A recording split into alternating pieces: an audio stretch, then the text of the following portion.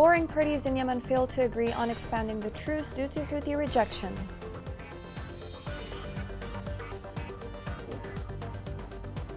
The chairman of the Presidential Leadership Council, Rashad Al-Alimi, accuses Houthis of being hostile to peace. Houthi militia attacks military in residential areas in Al-Dala hours after truce expired.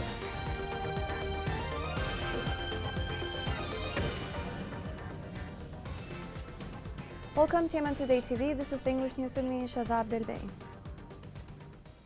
The UN Special Envoy Hans Grunberg announced the failure of his efforts to make warring parties renew the truce. He added that an extended truce would provide additional critical benefits to the population. This report has more details. Yemen's warring parties have failed to achieve an agreement to prolong a statewide ceasefire, jeopardizing the country's longest period of peace since its violent civil war started. The UN envoy to Yemen, Hans Grunberg, issued a statement urging all parties to abstain from committing acts of provocation as the discussions continue, after the October 2nd deadline for extending the accord was missed. According to the envoy, the ceasefire has made Yemenis' lives easier. The United Nations brokered truce went into force in April, raising expectations for a lengthier halt in combat as Yemen's civil conflict reached its 8th year. The destructive battle began in 2014 when the Houthis, supported by Iran, took Sana'a and parts of northern Yemen, forcing the government into exile. International humanitarian organizations have denounced the inability to prolong the ceasefire deal, which ended on Sunday. The Norwegian Refugee Council's country director in Yemen has said that today's announcement that an agreement to renew the truce in Yemen has not been reached is deeply disappointing. It is a missed opportunity to help millions of Yemeni civilians out of the brutal conflict that the warring parties have dug the country into. Humanitarian groups have also urged the country's parties to reassess their stance, abstain from pulling the trigger, set aside their disagreements, and extend the arm of diplomacy, as they have effectively done for the past 6 months. The previous 2 months have demonstrated that a resolution is within reach if they agree to focus on them rather than fight. Earlier, Yemen's government stated that it was eager to prolong the truce despite certain misgivings about its terms. Meanwhile, rebel Houthi forces said on Sunday that they may resume strikes on oil installations in Saudi Arabia and the UAE. According to the Armed Conflict Location and Event Data Project, the conflict, which has recently morphed into a regional proxy war between Saudi Arabia and Iran, has killed over 150,000 people, including over 14,500 civilians, and has caused one of the world's greatest humanitarian crises. The Yemeni government called on the international community to take a strong and clear position in condemning the Houthis' blocking of peace efforts. Prime Minister Ma'in Abdel Malik stressed that peace means ending the war. He added that the Houthis continue to waste chances to bring peace to the country. For his part, Yemeni Foreign Minister Ahmed bin Mubarak stressed that his government dealt with the UN proposal to extend the truce. He pointed out that the Houthis collected more than 200 billion Yemeni riyals in the truce. He added that the militia did not achieve their obligations and refused to open roads and continued violating the ceasefire. Chairman of the PLC, Rashad Al-Alimi, accused the Houthi militia of blocking peace. In a meeting with the United Nations Special Envoy Hans Grunberg, the chairman of the Presidential Council talked about the hostile indications of the Houthi militia, which undermines peace efforts made by the international community. This report has more details.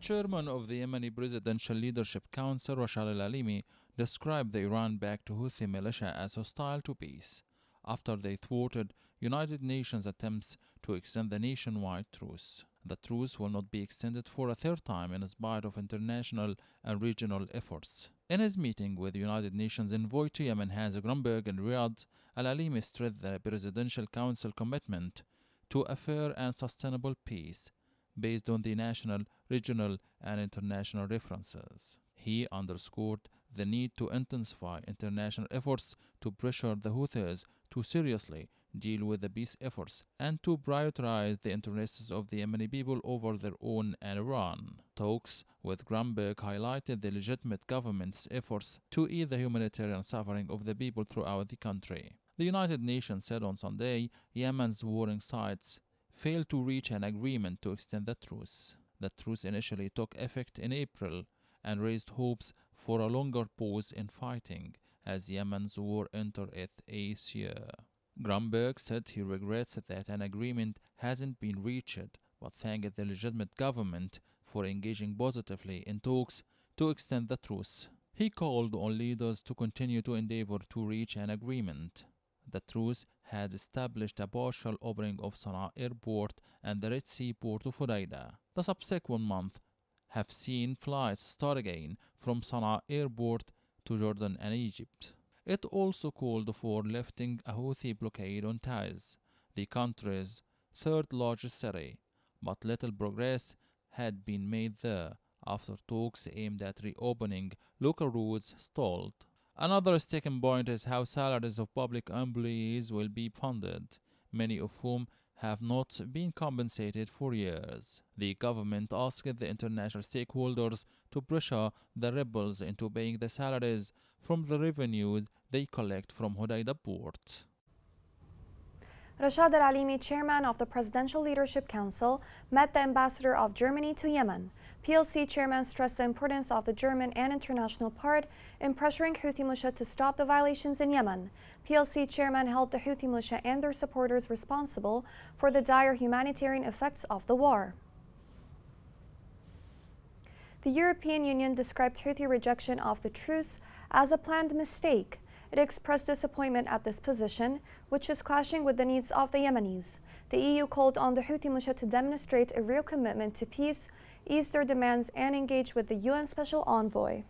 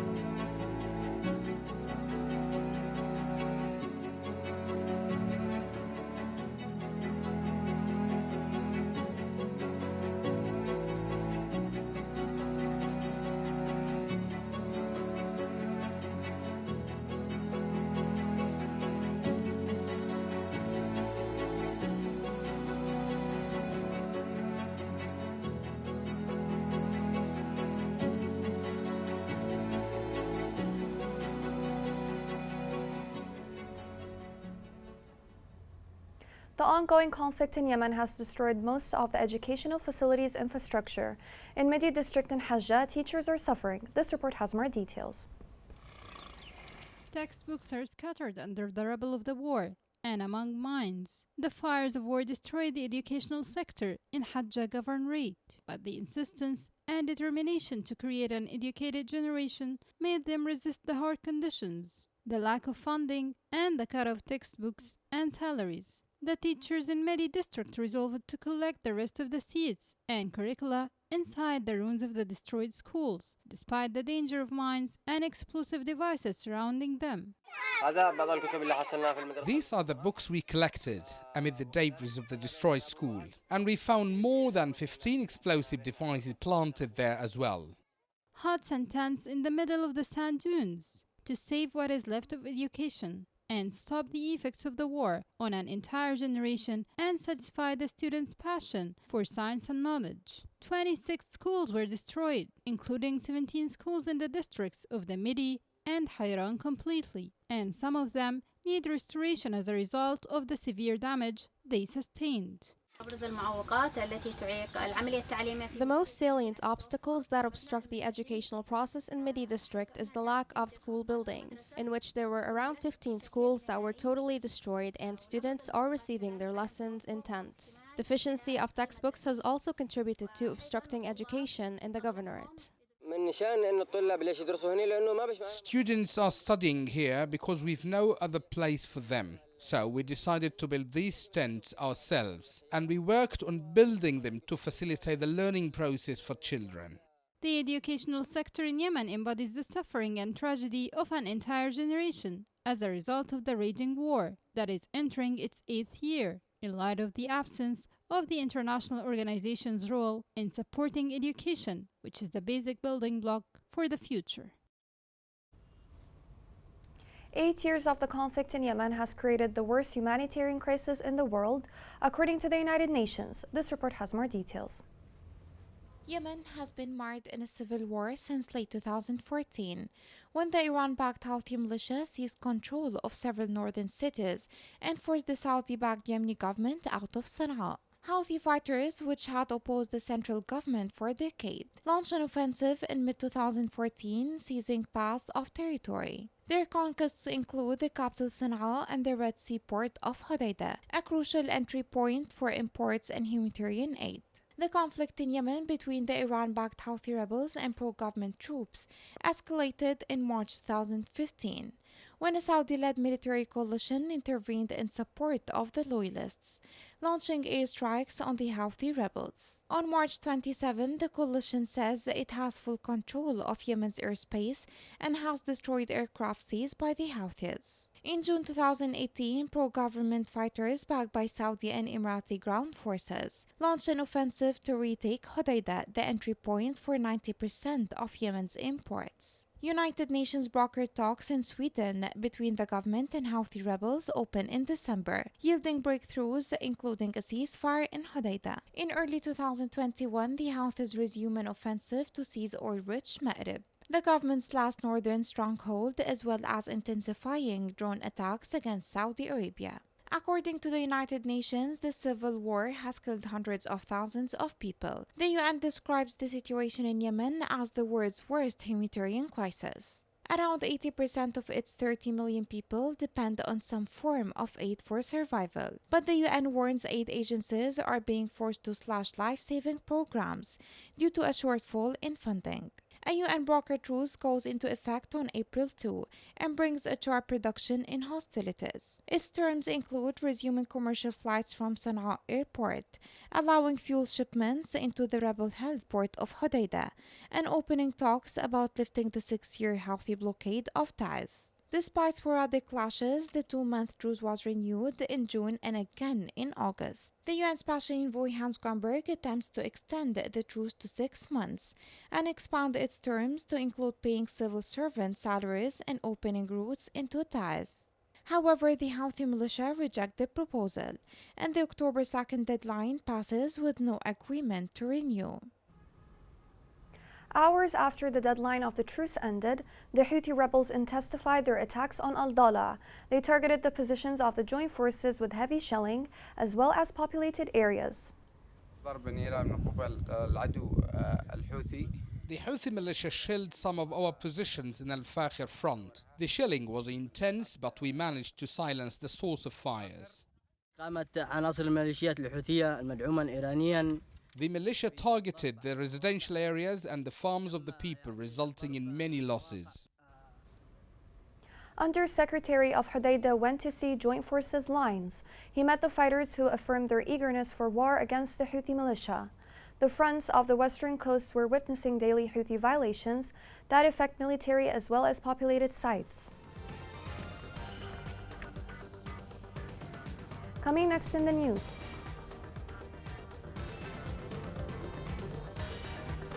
New power station launched in Ma'rib to solve frequent electricity power cut.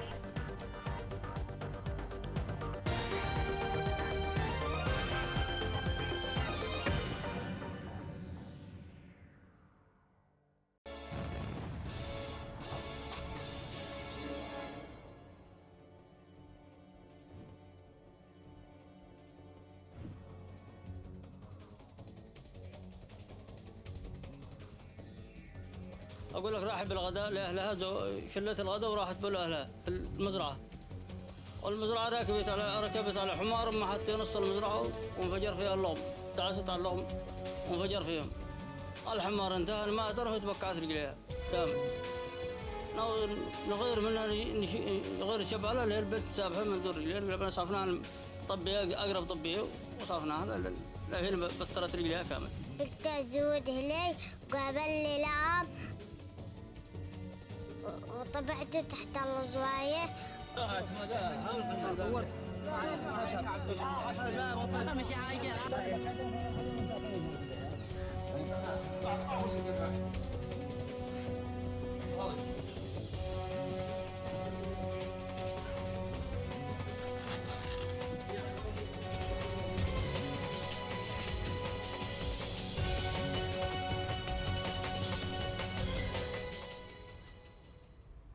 Welcome back. The United Nations International Organization for Migration announced that more than 25 million people live below the poverty line in Yemen. More than 25 million people live below the poverty line, and millions of children are out of school, the organization added. IOM called on donors to provide emergency support to people on the move and host communities. USAID has provided a grant of more than $28 million to support UNICEF's plan to expand early detection of child malnutrition. This report has more details. In Yemen, children's lives are critically endangered. Nationwide, 4 out of every 5 children require immediate humanitarian assistance. Food and other basics are becoming more expensive as a result of fuel shortages. More than half of the population lives in poverty, which is causing families to struggle to make ends meet. According to the United Nations World Food Programme, 17.4 million Yemenis are suffering from extreme hunger. This figure is likely to rise to 19 million in the second half of the year. Of greatest concern is the 31,000 people facing extreme hunger levels now. In addition, approximately 2.2 million children under the age of 5, including 538,000 severely malnourished, are projected to suffer from acute malnutrition over the course of 2022. The Bureau of Humanitarian Assistance of the U.S. Agency for International Development has given UNICEF $28.9 million to assist the organization's mission to expand the early identification and treatment of child malnutrition. This money will be used mostly to purchase ready-to-use therapeutic food for children. The most immediate, obvious, and potentially fatal form of malnutrition is severe acute malnutrition. It raises the risk of death in children under the age of 5 by up to 11 times compared to children who are well nourished. Most of the time, ready-to-use therapeutic food may be used to treat these children, enabling them to recuperate in their own homes and communities as opposed to in a hospital. Conflict and economic crises continue to be the primary causes of severe food insecurity and malnutrition in Yemen, which is worsened by the insecurity of humanitarian aid.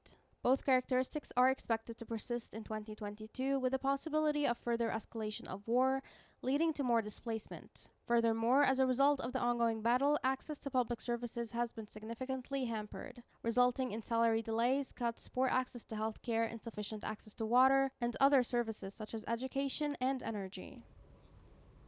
After years of frequent power cuts in Ma'rib, a new gas station was launched. This new station supplies electricity to the entire governorate. This report has more details. Electricity has been a concern for many citizens and displaced people in Ma'rib Governorate during the past years, especially those living in the deserts during the summer when energy consumption increases with the rise in temperature. Hours and days during which the electricity supply was absent from the city and its neighborhoods. Voices denouncing the poor service were louder, and with that the situation worsened. Ma'rib has witnessed an expansion and overcrowding of infrastructure in the governorate during the past years, which exerted a lot of pressure on electricity consumption, leading to several power cuts that could last for 1 or 2 days. In recent days, a gas station was established in the governorate, providing a continuous electricity supply to all the citizens without any cuts. Gas energy is a new project that brings light to the city. Ma'rib has called for the electricity crisis. The plant's production capacity covers all districts, with a production capacity of 167 megawatts with an overflow of 54 megawatts. According to the assurances of those concerned, it will also save about $5 million a month to pay for the purchased energy, not to mention the huge quantities of fuel that were allocated to it. We would like to thank Yemen Today TV channel for their visit. This project is considered one of the biggest and most important projects in Yemen. The station is set to cover the electricity consumption of the whole Ma'rib. We are also working on connecting lines to provide other provinces with electricity.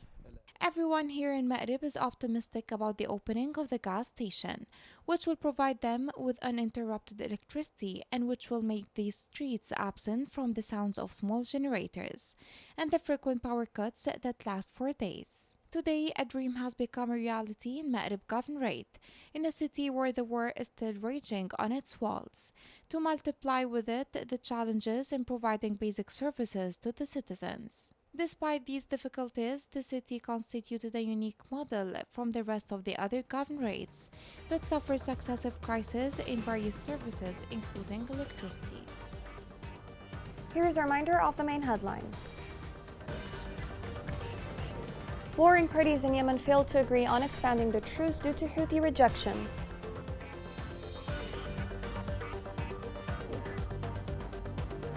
The chairman of the Presidential Leadership Council, Rashad Al-Alimi, accuses Houthis of being hostile to peace. Houthi militia attacks military in residential areas in Al-Dala hours after truce expired.